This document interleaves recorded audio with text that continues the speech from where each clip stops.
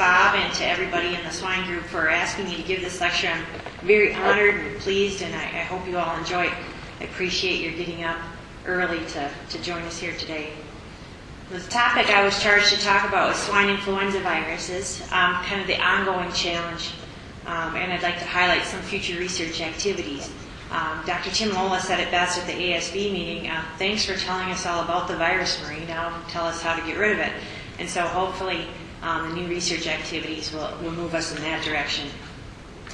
Just to bring us everybody up to date on swine influenza virus, we dealt with in North America and really throughout the world classic H1N1 swine influenza virus from about 1918 all the way to 1998, and it's still around today. All 8 gene segments of that virus were swine influenza virus in origin, and you get that name for being the first virus ever isolated. Very stable virus, almost, very little drift for over 80 years. Then dramatically, in 1998, things started to change for swine, especially in North America. An antigenic shift occurred where our pigs were infected with H3 influenza viruses, and prior to that, only infected with H1s. Now, these H3N2 influenza viruses, they were both double and triple reassortant viruses, and that means that these viruses were found in pigs that had been infected with human, avian, and swine influenza viruses at the same time. Those viruses reassorted their genome, and out came a reassortant, triple reassortant H3N2 influenza virus. And that particular group of viruses has undergone accelerated drift and continuous reassortment to this day. And so since 1998, we've been dealing with multiple infections of virus variants in our pigs. 1999, we had H1N2 swine flu in the United States. I want to draw your attention to the center of these cartoon viruses that I've put up here. You can see they're a mixture of yellow, pink, and blue bars, and what I'm trying to designate there is that this is the triple reassortant virus genome inside of these viruses. And what they do is they just take on a different surface structure or surface glycoproteins every time. And so we have H1N2 viruses in 1999, a triple reassortant core on the inside, but H1 and N2 on the outside. Reassortant H1N1 viruses, you may look at this and say it's an H1N1, what's the difference? Well, in my cartoons I would make the difference blue and pink, but the inside of these viruses, these reassortant viruses now, are triple reassortant influenza viruses with genes from human, swine, and avian influenza viruses. And those inside genes create change in the hemagglutinin gene, the H1 on the outside. And so although it's an H1N1 still, it has a tremendous amount of antigenic and genetic variation from the classical H1N1s of the past. Our pigs are susceptible to receiving infections from avians and humans, and so in 2003 we discovered human-like H1N2 viruses in our pigs, 2004 H3N1 viruses in pigs, 2005 human-like H1N1 viruses in pigs, and 2006 H2N3 viruses in pigs that were a mixture of avian H2, avian N3, and then that triple reassortant core in the middle. So things are constantly changing in swine influenza virus, such that anytime you go to any pig farm in North America today, you may encounter any one of these types of viruses. They're all genetically and antigenically distinct. There's some cross-reaction between the H1s, but not a lot. And so we have variations in our H1s. We have reassortant H1s, we have human-like H1s, we have our swine-like H1s, we have our classic-like H1s, and then in our H3s there seems to be a dominant cluster 4, cluster 3 variant type of H3N2. So anytime you walk into a pig farm, these are the influenza viruses that you might encounter. I have to show some phylogenetic trees because it's what I do almost every day, and everybody receives these in their emails, and sometimes I get questions back and sometimes I don't. But I just wanted to show you kind of the genetic variation here. So if we look at classical H1N1 here at the bottom of the tree, we kind of think of that as Neanderthal influenza virus, and this is Michael Phelps influenza virus, a genetic evolution of the virus, a genetic evolution of humans. The tree evolves up to the right here. We've got our classical influenza viruses, and they're evolving and changing over time. We have this separate set of human influenza viruses with our swine influenza viruses mixed in, evolving as a separate group. Okay, so that's the phylogenetic tree. That's the presumed evolution of these viruses. And I say presumed because I can't pretend to know every single influenza virus that occurred from 1918 to today. That's just not possible. H3 influenza virus here, if this is the evolutionary ancestor here, we see that progression of influenza viruses evolving over time. We have our initial introductions of the triple reassortant Texas 98 viruses, different human virus introductions into pigs represented by the italics here, and then our spin-off of our swine influenza viruses as those viruses become established in swine and spread and cause disease in our swine herds. There's some cross reactions between the H1s, but if we look at cross HI or how the viruses react with hyperimmune antisera generated against those viruses, there's some reaction, but there's definitely, you can see a distinction between the viruses most times, especially 3 and the newer H3N2s that are completely different from the older H3N2s. And so this genetic and serological diversity exists in North American swine influenza viruses, and this is problematic when the virus variants emerge, and that complicates our diagnostic efforts or limits your vaccination and control success. And so what was necessary is to develop diagnostic methods for the detection of all influenza A viruses. So we were able to tell, yes, you had an influenza A virus infection no matter if it was H1N1, H3N2, H1N2, or H2N3. And so we've been working over that for the past year. And what we've enhanced is our real-time RT-PCR methods, adopting the USDA protocol for avian influenza virus detection, for swine influenza virus detection through some collaborative work with the USDA. What we've developed and what we're using currently is a rapid, accurate, and inexpensive method that can be used on both ante-mortem and post-mortem samples. I used to have to get up here and say, you have to send me tissues of lungs from pigs in order for me to get a diagnosis if it's influenza virus. And in these tough times, every little pig is worth some money, and so it's nice to have an antemortem test available that works on nasal swabs, secretion. This particular RT-PCR test detects the matrix gene, which is abundant and conserved among all influenza A viruses. So this test works for avian influenza viruses, equine influenza viruses, canine influenza viruses, and swine influenza viruses of any subtype. And what we did to evaluate this test was we took 32 virus variants of all different types of influenza viruses that we had on hand, and was able to detect all 32 viruses.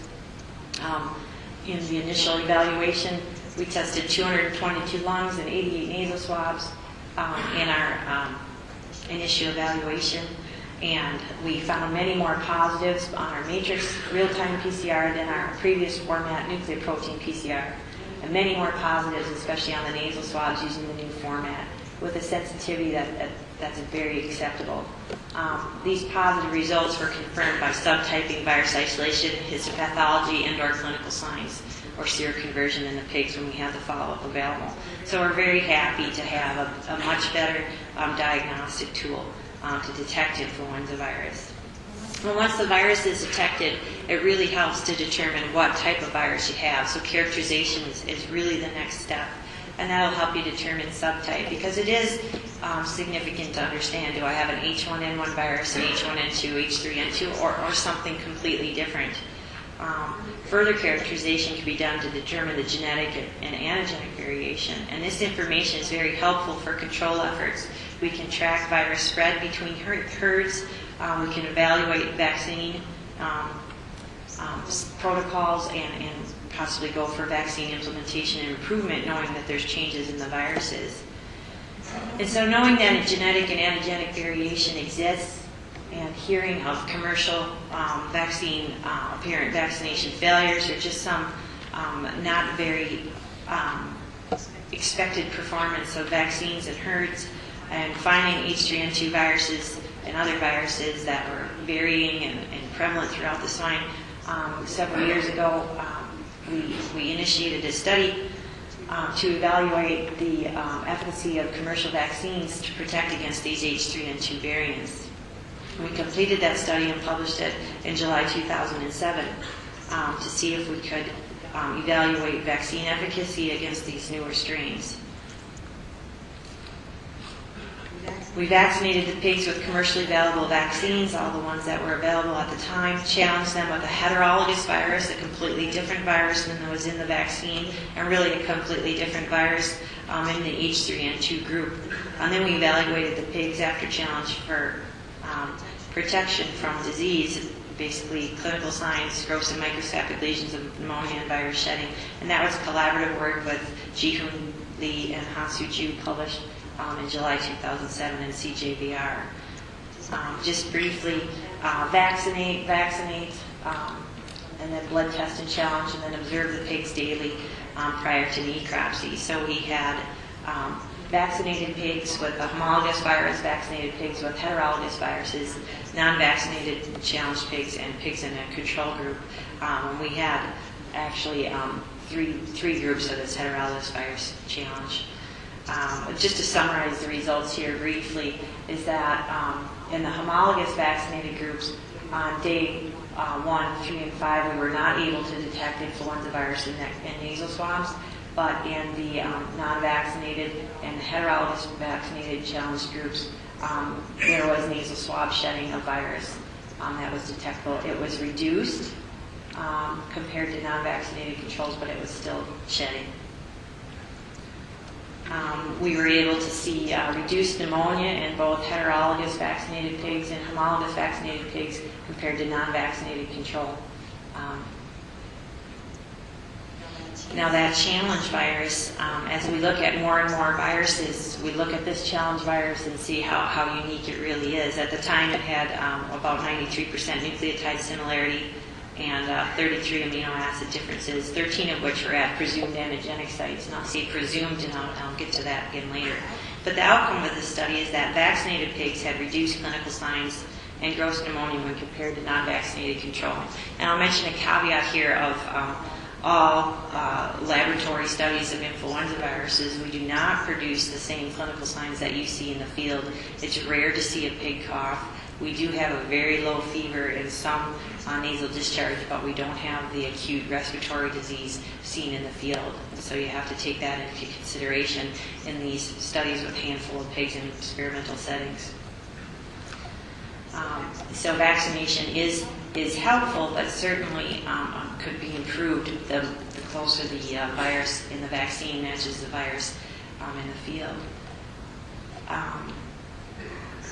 So the hope is that there are updated vaccines on the horizon stemming from these studies and studies that all the vaccination companies are working very hard at getting new products on the market, and they're coming to keep up with these changes. There is, however, continued reassortment and change, and so we can improve our products to keep up with the changes in the viruses, but we have to continue to monitor that change. And so one of the changes that occurred happened in 2006, and I mentioned it briefly, but it was that isolation of reassortant H2N3 and avian swine reassortant virus from pigs in the United States. And that was a collaborative effort across multiple agencies, including the National Animal Disease Center, USDA Animal Research Services, Iowa State University, St. Jude's Research Hospital, and the University of Minnesota. So none of the work really is ever done alone, and I want to thank everybody for sharing their viruses and experiences and work with us. And so that was published in preceding National Academy of Sciences at the end of 2007. But just a little bit about this virus, because it hasn't been talked about very much, and probably rightly so. We found it April 2006 and September 2006, outbreaks of respiratory disease in growing pigs. Gross lesions of Brock pneumonia just looked like influenza viruses. Now these two farms, I call them Farm A and Farm B, are multi-site commercial farms. They're 4 miles apart, but they do not share pigs, feed, personnel, or transportation. It was an influenza virus pneumonia, but the influenza virus we recovered at that time was untypable by our subtyping and gene sequencing and serotyping techniques, even though the pigs had characteristic lesions. And so full genome sequencing was completed, and that's where it was determined that this virus was an H2N3 avian influenza virus or swine influenza virus with avian origin, hemagglutinin and neuraminidase. And that was confirmed by a variety of methods. I want to point out again, you saw this in a small cartoon on one of the first slides, but here's that triple reassortment internal gene constellation, and all this virus did was take an H2N3 from wild waterfowl that it encountered and stuck it on the outside. So reassortment with H2N3 to make a new virus. It groups off by itself with mallards and other fowl throughout the United States, and I want to point out that this is a completely separate cluster of viruses or genetic relationship of viruses than the human pandemic from the 50s and 60s. So that was a good thing. And the N3 was also avian origin. Now, how did this virus get there? And this is important to understand for controlling influenza virus in the future. Both of these farms use surface or pond water for their pigs, for both watering the pigs and cleaning the barns. And those ponds are frequented by migrating waterfowl. And remember, waterfowl are the natural reservoir for influenza viruses, and they're infected with all 16 H types and all 9 N types. So at any time, they're dumping influenza viruses into the water, and if the conditions are right, those influenza viruses can be transferred to humans or to pigs or to other animal reservoirs as we study it more closely. Is this a continuing problem or a one-time event? Well, first we went out to both farms, A and B, to determine, although I found H2N3 in the laboratory, was there H2N3 on these farms? And sure enough, there were convalescent antibody titers in sows and gilts and weaned pigs, even 6 to 12 months after the disease was first detected. But as time went on, 15 to 18 months later after the disease, only mature or older sows born or sows existing on the farm during the first isolation of the disease were positive, and young sows, parity 1s and parity 2s and gilts, were all seronegative, even though they were co-housed in that same farm. So the disease did not seem to be spreading from the old sows to the young sows. No human illnesses were ever reported, and that was a concern for most people because H2 viruses hadn't been reported in the United States or even throughout the world in the human population since the 60s. And so potentially everybody born after the 60s was susceptible to an H2 influenza. But we were fortunate through collaborations with the Centers of Disease Control to visit this farm, one of the 2 farms again, and collect serological surveys of the workers and the veterinarians, and there is no H2 seroconversion, and any of those workers are veterinarians. So even though they were exposed to H2 positive pigs, there wasn't any evidence of exposure in these humans. So that was a good thing. So pigs can be intermediate hosts for avian, human, and swine influenza viruses, allowing for the emergence of new reassortments, but it doesn't always mean that those pigs are creating viruses that can readily transmit to humans or cause pandemics or even epidemics. So what's the future of swine influenza virus? What does it look like? Well, the vaccination challenge studies have been useful for exploring in vitro observations such as antigenic and genetic differences. So I find genetic differences between 2 viruses in the laboratory. What does it mean? We're able to inoculate the pigs with one virus, challenge with another virus to see if there's a difference in their immune response or in the disease expression. But those studies are expensive and that can be limiting and doesn't really reflect what's going on in the field. I have 30 pigs in the laboratory that never cough, have a very mild fever, and yet continually you're seeing pigs on farms coughing, respiratory distress, and even death from the same viruses and vaccination protocols. So they can be limiting. But gene sequencing and going forward, even reverse genetics, may be more helpful in determining these significant differences, and especially in studying these viruses that have genes that may contribute to immune escape. And so we're doing a lot of different ongoing research for influenza viruses. I first want to talk about our influenza virus surveillance that we're doing between swine, humans, and avians. Because there was a lot of concern or public health concern about influenza virus, especially with the emergence of high-path avian influenza viruses, H5N1, throughout Asia that are capable of going directly from birds to human and causing death in humans. And so what we've been doing at the University of Minnesota in collaboration with the National Institutes of Health, National Infectious and Allergy Disease Research Center with a multi-lab and college collaboration with the School of Public Health and others. We're looking at novel swine influenza viruses, especially in areas where interspecies transmission is likely to occur due to high densities of both avian and swine production, or poultry and swine production. And when we're talking about Minnesota, and in our other location, North Carolina, we're talking about turkey and swine production.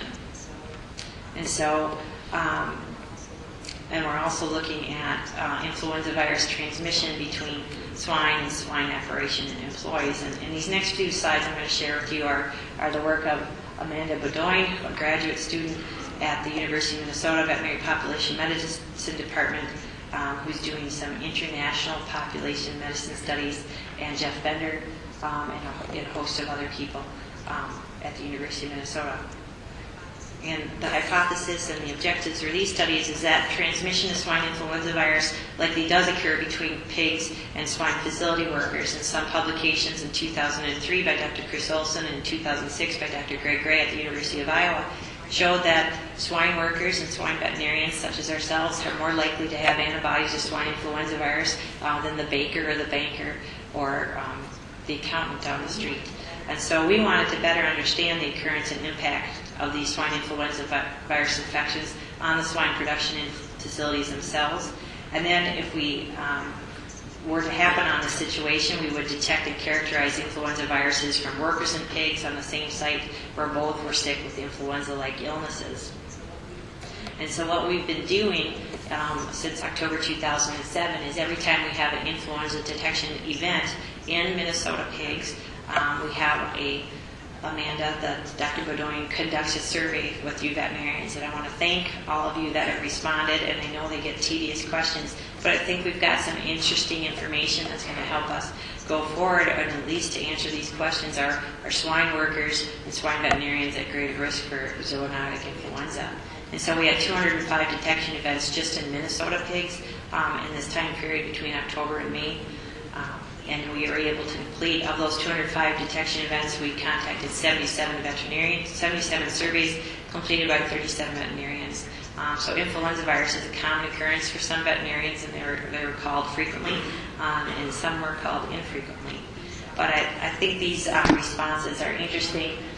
The farm types affected with influenza virus, just as we'd suspect, both finishers and wean to finishers, the growing pigs. Mostly, the majority of the cases of influenza virus at those times. The ages of pigs affected, 99%, well, these numbers don't add up sometimes, but the majority of the pigs affected were the growing pigs and less outbreaks in the adult farms. Just a range of farms, but the average age of the pig affected by influenza virus is 11 weeks, with the morbidity ranging from 2 to 100%, but consistently a low mortality. So this is pretty typical, and either y'all are guessing or just reading the books back to us, or this is actually the case for influenza virus here. The affected groups of pigs, a lot of the growing pigs, 90% of the growing pigs in these surveys were not vaccinated against influenza virus. Sometimes we didn't know the influenza virus infection status. And variable whether the sows of the affected pigs were vaccinated. We got into personal protective equipment used by the workers on the farm to see is there a reason why swine influenza virus is or isn't going in between pigs and people. It's very common to always wear footwear and always wear protective clothing. That's our shower in and shower out.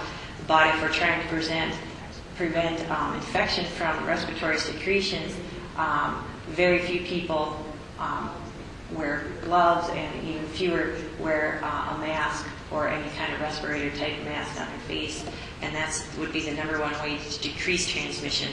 In the flu season for humans, they always talk about washing your hands, covering your face when you sneeze. Here we can prevent infections on our hands and coughing and sneezing into the pigs by just employing these gloves and masks. Difficult to wear masks, not so difficult to wear gloves. So that's something we'd like to see improve. There were some cases where the workers were reported ill with respiratory symptoms during illness at the same time in the pigs. We weren't always successful in following up with those. Some people flat out said no, they didn't want to have their workers investigated, and a few people said yes. And so we were able to visit some farms and at least collect blood. And going forward, we'll be able to go to the farms and collect respiratory samples from the workers as well to see who has what, basically. So moving forward on that particular product, we're going to continue those veterinary surveys, and I thank all the producers and the veterinarians in Minnesota for answering those surveys when they're called. But we'd like to perform producer validation surveys to see if your clients are saying the same things as you are, because a lot of the times we're talking right to the veterinarian.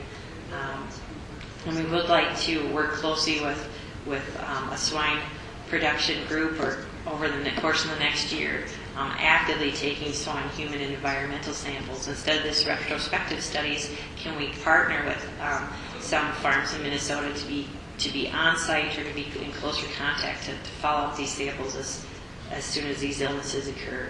And that's what we're moving forward with on that particular study. Getting back to the turkeys and the swine, and this is, you might hear more about this going forward. The turkey growers have heard some of this, but we wanted to study regional transmission of influenza viruses between swine and turkeys in Minnesota. And so this was a work completed under the NIH project that I mentioned before with Dr. Peter Davies and a student, Camila Colli from Brazil. But basically, we wanted to identify and map positive turkey flocks and test nearby swine for influenza viruses. So avian influenza virus is a reportable disease in the United States, and any time a turkey flock is serologically positive, even without evidence of clinical disease of influenza virus, that turkey flock is identified, and those turkeys have to go to slaughter only or to processing. And so Camilla's work showed that a flock was more likely to be infected if it had swine farms within 1 mile. And so a flock was 60% more likely to be infected if it had one swine farm within 1 mile compared to a 10% infection rate of 3 farms within 3 miles. So the closer the turkeys were to pigs, the more likely they would become seropositive with influenza virus. And we did this by not only looking at positive influenza virus events in turkeys, but negative events as well. So that's how we were able to get the risk determination there. So influenza status of the turkey flocks, they want to be influenza negative. They're influenza positive when that's associated with the number of swine operations within 3 miles, and that was a significant relationship there. There's apparent dose response as well at all levels. So 1 farm within 1 mile is not as bad as 2 farms within 1 mile. It's not as bad as 3 farms within 1 mile. And this is biologically plausible as well from some reports that we've been able to follow up of growing swine moving into 1 barn and having influenza virus, and the nearby turkeys seroconverting to influenza virus about 4 to 6 months after those swine do. So there's concerns, of course, about our farm location database. We're working on its completeness and bringing it up to date and the accuracy of those point locations, but we feel fairly confident that there is an association between influenza status of a turkey farm and its proximity to swine operations. Moving on with the challenge posed by you all, thank you for telling us all about the virus and what it looks like, but help us get rid of it. Very fortunate through another collaborative research response with St. Jude and some researchers on the West Coast to look at the immune response of swine to influenza virus. Because controlling swine influenza virus in pigs using killed vaccines assumes that the critical antigenic sites are the same as antigenic sites that are reported for human influenza viruses. If that were the case, we'd be able to control influenza virus in pigs a lot better just by updating our vaccines to the current strains, employing pathogenous vaccines every time, and putting that in and vaccinating with the most homologous strain that we can. And when we get a change in the virus, we switch it out, but yet we still have to change it again the next year. So are we making the changes in our viruses that are in our vaccine based on the correct antigenic information? So we propose to map the antigenic sites of the H3 swine influenza virus, and this is an expansion project from the Minnesota Center for Excellence in Influenza Research and Surveillance, which is ongoing research here at the university. And so our first objective for this future study is to generate swine-specific anti-human gluten and influenza monoclonal antibodies to a current antigenic drift variant of H3N2 SIV. We're choosing to use a Manitoba virus from 2005 because it's antigenically and genetically similar to the virus that was reported in emerging infectious diseases in December 2007. That was a likely case of transmission between pigs and humans in a community in Canada, not in Manitoba, but in Alberta. And so we have these drift variant H3N2 influenza viruses that cause a lot of problems in our pigs, and occasionally some reports that they go into humans. And so to get funding to understand this, we have to make those links sometimes, but I think this research will really benefit the swine industry as well. So once we create those monoclonal antibodies with the current H3N2 drift variant, we are going to map the swine H3 molecule with respect to the location and structure of those antigenic sites and compare those to those published in 1981, quite a long time ago, for the human H3 human gluten. And from that, we'll be able to determine if the mutations of the virus, if there's mutations that are occurring at a specific site that make it possible to escape vaccine immunity. We hope to be able to predict cross-protection between vaccine strains and field strains by detecting changes in the identified key antigenic sites, and then possibly identify new targets for SIV vaccine design. So we'll be able to, because our vaccination and challenges studies are limited in our small groups of live pigs in experimental settings, is there more we can do to tease out the genome to target those studies once we know the key antigenic sites or find them? So that's an ongoing project that's just getting underway. That'll take a bit of time to complete, but hopefully you'll be patient and we can get through it and learn a lot. So what does the future hold? We don't have influenza virus solved, and it's been a virus that's been around since 500 BC or so. So it's a very successful virus, and that's because it changes all the time to evade the host immune system, and it will continue to change. Pigs are exposed to influenza viruses from humans and birds, and that leads to reassortment and subsequent accelerated drift. But I'd like to take this opportunity at this podium to say that influenza viruses have pandemic potential, those that are going to threaten to wipe out the human race, those do not require a passage through pigs. And if you look at recent publications in Nature and virology magazines, humans' airways have the same receptors as pigs. They can receive influenza viruses from birds and humans and pigs as well and reassort them, as do quail. And so there isn't a necessary passage through pigs to create a pandemic human influenza virus. It's not necessary.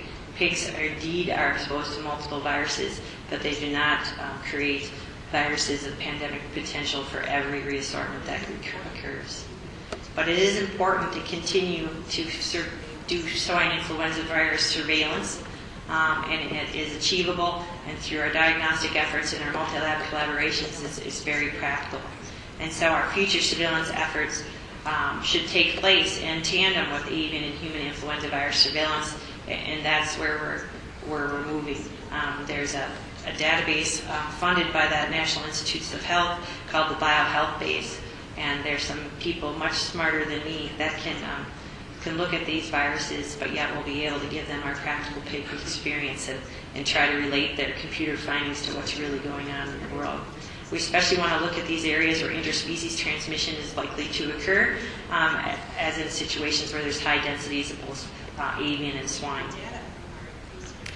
The data from our increased and improved surveillance can be applied to timely disease control. So we're hopefully not going to just tell you about the virus, but how to control it. working with human collaborators, we can start to look at antiviral technology and better vaccines, modified live vaccines or vectored vaccines.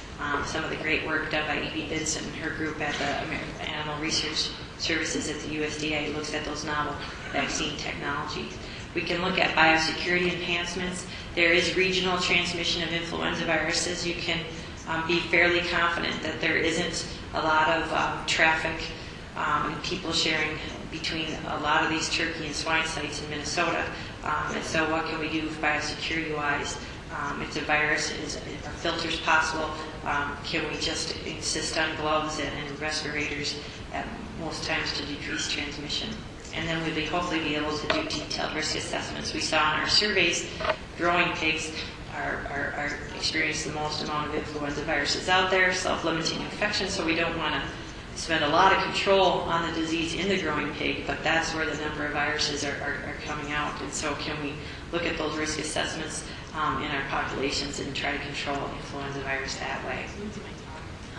That concludes my talk, and I do have some time for questions, but before I take questions, I'd like to acknowledge everybody at the University of Minnesota Veterinary Diagnostic Laboratory where I work, and the entire staff and faculty there. I'm one person in a big lab that works very, very well together. I never feel alone there, and I have people that will help me with every step of every project, and willingly and with interest, which is a great thing.